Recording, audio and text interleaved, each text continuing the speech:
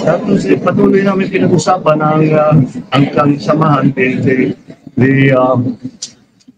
alliance between the United States and the Philippines.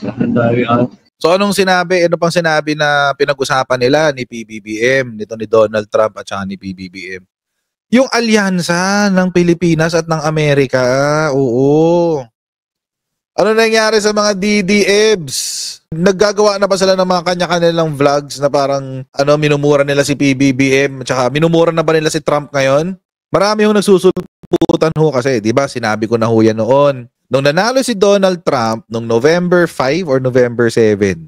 Nung nanalo si Donald Trump nung November 7, biglang bumakod ang mga DDEB. Sabi nila, nanalo yung kandidato namin. Nanalo si kumparing Trump. Sabi ni Bato de la Rosa. Oo. Di ba? May mga ganun eh. Tapos biglang sabi nila, best friend, yari si Bongbong Marcos, best friend ni Donald Trump si Rodrigo Duterte, etc. etc.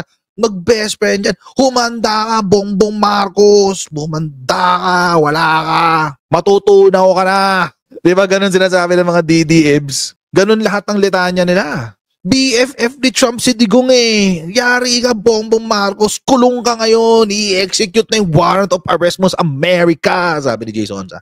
I extend my warm congratulations on your election as President of the United States of America.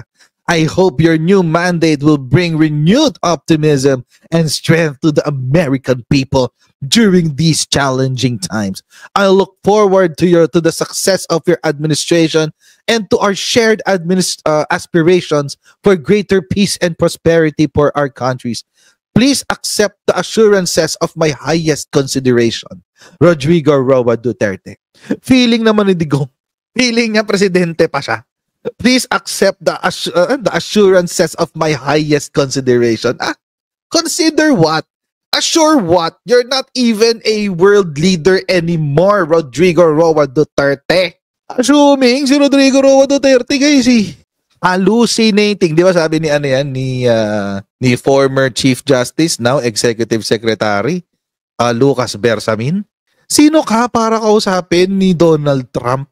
O ngayon, mga DDEBs, naramdaman nyo kung paano i-echepuera ni Donald Trump si Digong. So, kamusta ngayon ang mga DDEBs? Masama loob ng mga DDEBs. Bakit? Kasi si Imelda ang hinanap, guys. Si Imelda Romualdez Marcos ang hinanap ni President-elect Donald Trump. Hindi si Digong. Alam nyo, hindi rin naman nakakapagtaka. Pero pakinggan muna natin sinabi ni PBBM tungkol dyan. Panoorin natin to.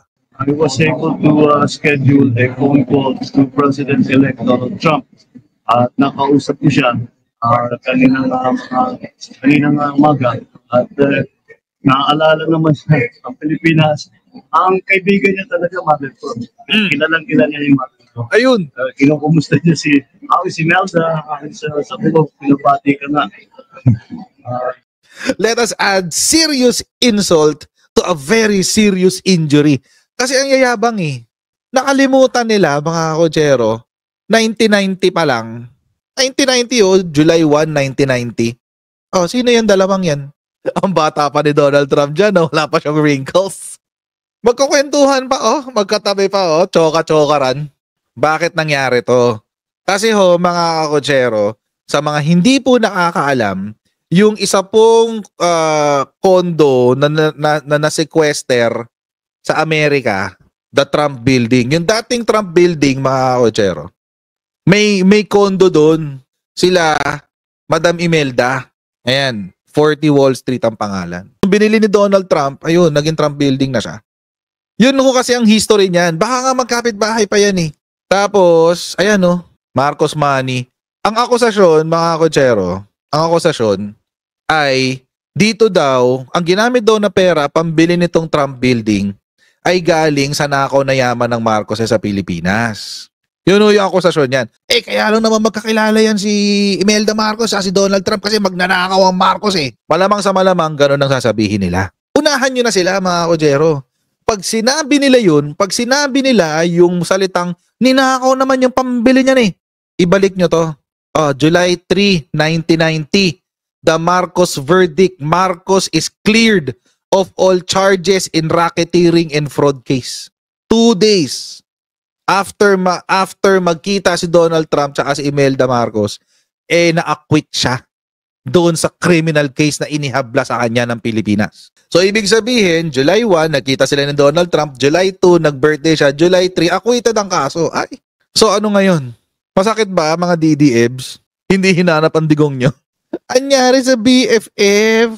Tapos, ito pa. Oh, may fake news pa sila tungkol dyan. Di ba nga, ganyan, di ba? Oh, na clear, na acquit sa racketeering. RICO case yan, na organized racketeering. Ito ngayon. Ito yung sinasabi ko sa inyo, yung sinabi ni Jason. Sabi niya, his hope of unlocking their family wealth stashed in America is bleak. Bongbong Marcos has an active warrant of arrest in the US and a penalty due of almost 300 million pesos. The Marcos administration is identified to be pro-Democrats. The 17 or so EDCA sites with the US soldiers and military hardware expected to be recalled comes January 21, 2025. O i-recall daw yung EDCA sites, guys.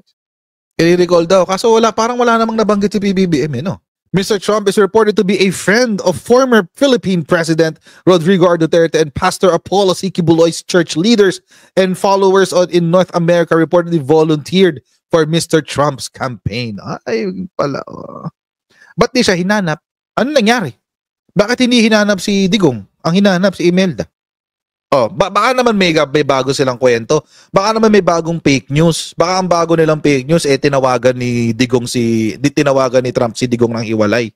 Wag tayong aasan ng katotohanan pag nanggagaling sa Duterte camp. At this point in time, ngayon, kung saan wala silang ginawa kundi mambudol, manguto na manguto, umasa ng ganun. It makes more sense kung maechepwera si Digong. Alam niyo kung bakit? Wala na siya sa eksena. Anong punto niya? Anong punto ni Digong sa buhay ni Trump? Kung Xi Jinping pa, pwede. Si Xi Jinping, tsaka si Digong, yun, tight talaga yun. Friends talaga sila. Hindi na nga presidente si Digong nakapag-state visit pa siya sa China. Imagine, hindi ka presidente, nakapag-state visit ka sa China. Tapos, nung nangyari yun, pumasok sa Pilipinas yung napakaraming Chinese narrative tungkol sa West Philippine Sea. Nung pumunta doon si Digong sa China, doon lumala yung claim ng Chinese Communist Party sa West Philippine Sea. Pansinin nyo, mas nanginginig si China. Bakit? Ituloy ngayon natin yung kalahati ng sinabi ni PBBM sa interview nato. Tapos patuloy namin pinag-usapan ang samahan, the alliance between the United States and the Philippines, and I expressed to him our continuing desire to strengthen that relationship between our two countries, which is a relationship that is as deep as can possibly be, because it has been for a very long time. So ano pang sinabi na pinag-usapan nila ni PBBM, nito ni Donald Trump at saka ni PBBM? Yung alyansa ng Pilipinas at ng Amerika, oo. Kaya pala siguro napaparanoid ang China. Bakit? Kasi ayan China paranoid over Philippines and US signing of military info agreement. Patay. Napaparanoid na sila. Panoorin pala natin yung balita tungkol dyan. Ito. Personal na bumisita si outgoing US Defense Secretary Lloyd Austin sa Armed Forces of the Philippines Western Command sa Palawan.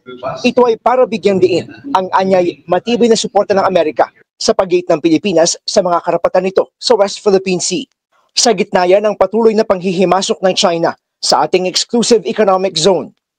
We stand with the Philippines and we condemn dangerous acts against lawful Philippine operations in the South China Sea.